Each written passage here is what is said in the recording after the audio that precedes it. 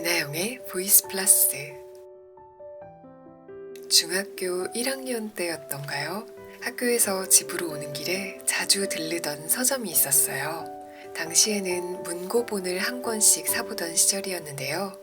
그날 서성거리며 책을 고르던 저에게 책 한 권이 눈에 띄었습니다. 검정색 표지에 얇고 거친 문고본이었어요. 바로 법정 스님의 무소유입니다. 제가 그 당시에 이 책에 얼마나 빠져들었는지 곧 여름방학이어서 선생님께서 방학 계획표를 써오라는 숙제를 내주셨는데요. 책에서 마음에 들었던 구절들을 여름방학 계획표에 잔뜩 인용해서 냈던 기억이 나요.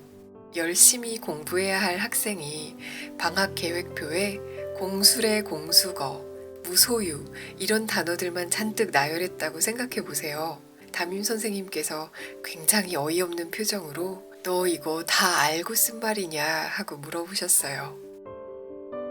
얇고 손바닥만한 책이지만 담겨있는 말씀이 너무 좋아서 한동안 푹 빠져서 지냈죠. 그리고 중학교 3학년 스승의 날에 제가 참 좋아했던 선생님께 이 책을 선물했던 기억도 납니다. 영어 선생님이셨는데요. 그 당시에도 인도 여행을 다녀오신 분이셨어요.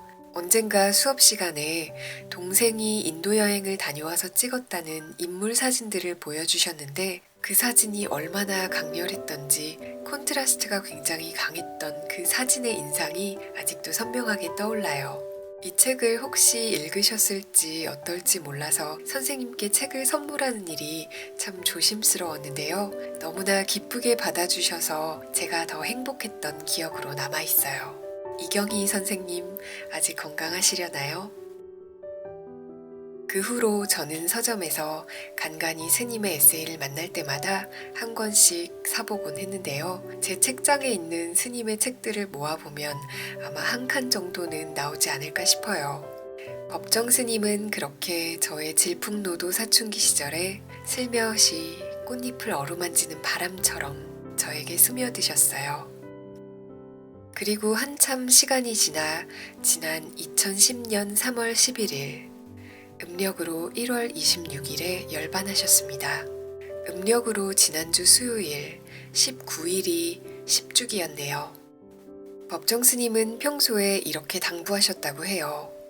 많은 사람에게 수고만 끼치는 장례의식을 행하지 말고 관과 수의를 따로 마련하지도 말고 지체 없이 평소에 승복을 입은 상태로 다비해주고 사리를 찾으려고 하지도 말고 탑도 세우지 말라. 마지막 가시는 걸음까지 무소유의 삶을 실천하셨죠. 그리고 말과 글빚을 남기고 싶지 않다고 하시면서 자신의 이름으로 출간된 모든 출판물을 더 이상 출판하지 말아달라고 하셨어요. 그때까지 법정 스님이 출판하신 모든 책들은 2010년 이후에 모두 절판되었습니다. 지금 서점에 남아있는 책들은 공저이거나 아니면 다른 분들이 법정 스님에 대해 쓴 글들이에요. 그 후 제가 사모은 스님의 책들을 책장에서 마주칠 때마다 아껴가며 꺼내 읽곤 했습니다.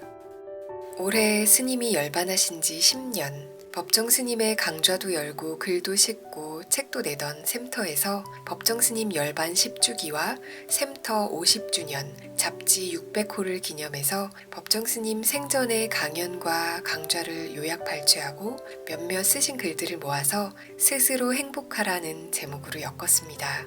제목만으로도 말씀의 무게가 느껴지죠? 스스로 행복하라는 책의 제목은 서문의 제목이기도 합니다.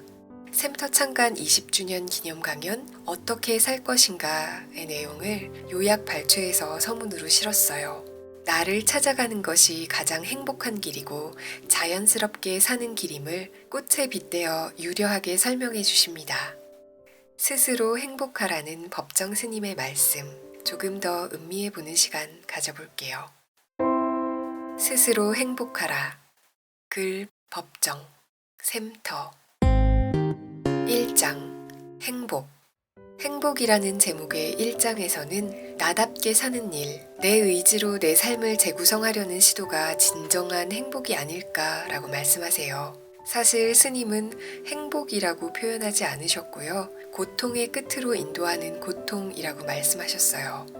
만약 제가 1장의 제목을 다시 쓴다면 저는 나답게 사는 삶이라고 쓸 것 같습니다. 늘 깨어있는 삶, 집착하지 않는 삶, 단순한 삶, 텅 비어있기 때문에 오히려 충만한 삶, 자유에 이르는 삶, 자신의 의지로 한층 한층 쌓아 올리는 삶에 대해 말씀하시거든요. 법정 스님은 수행자뿐만 아니라 진정한 삶을 살아가려는 사람 누구나 출가 정신이 필요하다고 말씀하셨어요. 모든 수도자가 처음 집을 나올 때 갖는 그 절실한 생각, 그 물리칠 수 없는 의지를 출가 정신이라고 한다면 처음 집을 나올 때 그 때묻지 않은 절실한 마음을 전 생애에 걸쳐 지니고 있어야 한다고요. 그게 바로 늘 깨어있으라는 뜻이라고 하셨습니다. 출가는 떠남이 아니라 돌아옴이고 진정한 나에게로 그동안 잊혔던 본래의 나로 돌아오는 길이라고 하신 말씀을 새겨봅니다. 텅 빈 충만. 이제 내 귀는 대숲을 스쳐오는 바람소리 속에서 맑게 흐르는 산골의 시냇물에서 혹은 숲에서 우짖는 새소리에서 비발디나 바흐의 가락보다 더 그윽한 음악을 들을 수 있다. 빈 방에 홀로 앉아있으면 모든 것이 넉넉하고 충분하다.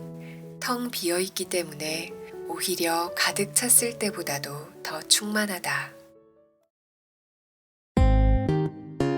2장 자연.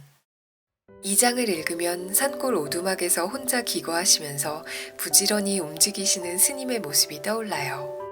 매화가 은밀한 봄을 피울 때, 까칠한 바람소리가 허허로울 때, 촉촉한 물소리가 마음을 씻어낼 때, 해가 뜨기 전에 일어나 불을 지피고 물을 깃고 비지를 하고 여름이면 뻐꾸기 소리와 꾀꼬리 소리를 구분하고 겨울이면 꿩이나 노루의 먹이를 챙기시던 스님.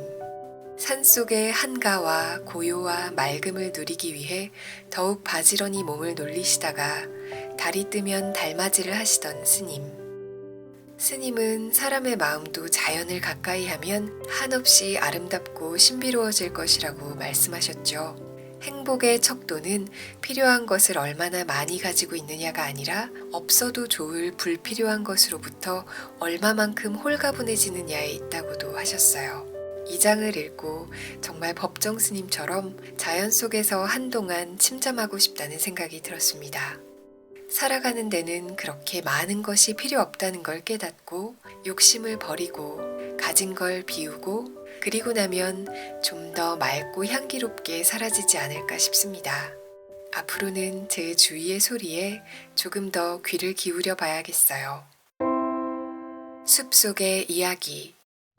안개비가 이제는 굵은 빗줄기로 바뀌었다. 안개는 저 아래 골짜기에 머물러 있다.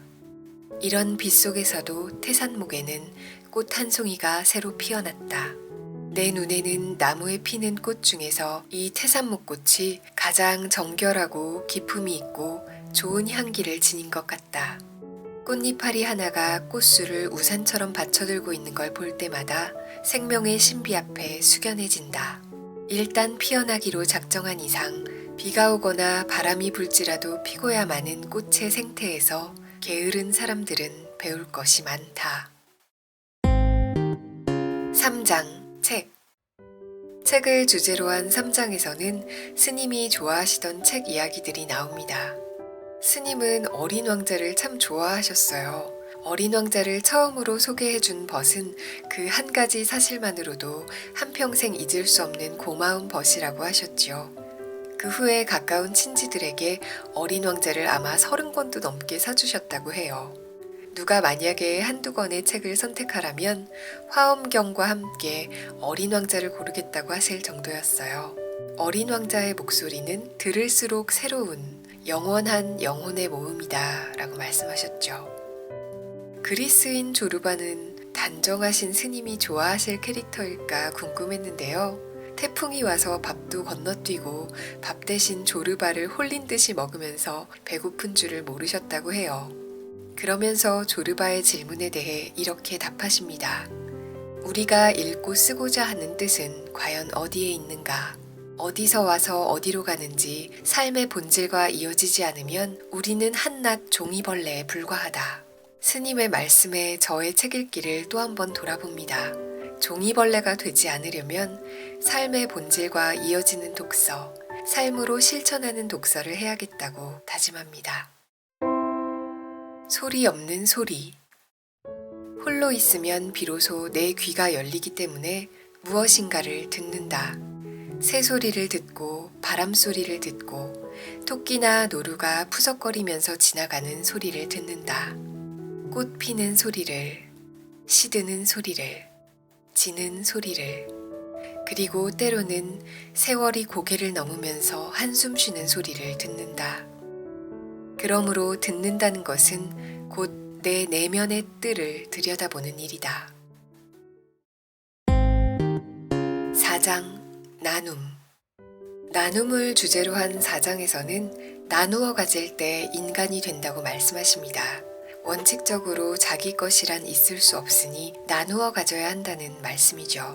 이 우주의 선물을, 우리에게 잠시 맡겨진 선물을 함께 나누어 가지는 것이지 누군가에게 베푸는 것이 아니라는 뜻입니다. 그러면서 가난한 사람도 얼마든지 나눌 수 있다고 하셨죠. 부드러운 말 한마디, 따뜻한 눈길, 함께 걱정하고 기뻐하는 것도 나누어 가짐이다 라고 하시면서 사람의 심성을 샘물에 빗대셨어요. 퍼내지 않으면 흐리고 상한다고, 많이 퍼낼수록 많이 받는다고, 그저 주고 싶어서 주는 행위를 통해서 우리 안에 있는 인간을 불러일으킬 수 있다는 말씀입니다. 이 마지막 4장에 그 유명한 수필 무소유가 실려 있습니다. 아무것도 갖지 않을 때 비로소 온 세상을 갖게 된다는 말씀 다시 읽어도 참 좋습니다. 이 4장에는 스님이 평소에 종교에 대해 어떤 생각을 갖고 계셨는지 그 넓은 마음을 다시 한번 되새겨보는 글들이 실려 있어요. 종교는 그럴듯한 말이나 이론에 있는 게 아니라 순간순간 마음 쓰는 일과 일상적인 행동 안에 있다. 만나는 이웃에게 따뜻한 마음을 여는 바로 그 행동이다. 종교의 본질만이 아니라 온갖 사회 현상의 핵심은 말보다 살아있는 행동에 있다. 모든 종교는 하나같이 사랑과 자비를 내세우고 있는데 그렇다면 복잡하게 생각할 것 없이 사랑이 곧 신이고 진리이며 자비의 실현이 종교의 본질이 아닌가 이렇게 말씀하셨습니다. 오랜만에 법정 스님의 글을 다시 만나니까 잠깐 한눈을 팔다가 죽비를 맞는 기분이 이럴까 싶습니다. 본질적이지 않은 것들을 모두 내려놓고 늘 깨어있는 정신으로 본래의 나를 찾아가야겠다는 생각이 번쩍 드네요. 매일매일 새롭게 출가하는 기분으로 살아야겠습니다. 오늘도 스스로 행복한 하루 되시길 바라요. 배나영의 보이스 플러스. 오늘 영상에 등장한 다나한 머그컵과 나무로 만든 책갈피는 인터파크 도서에서 이벤트를 하는 중이에요. 저희 엄마가 컵을 너무나 탐내고 계시네요. 무소유를 또 한 번 읽었는데도 책과 굿즈에 대한 소유의 욕심을 내려놓을 수가 없으니 어쩌죠? 엄마와 나눔을 실천해야겠죠? 여러분도 소소한 나눔 실천하는 하루 되시길 바라요. 배나영의 보이스 플러스.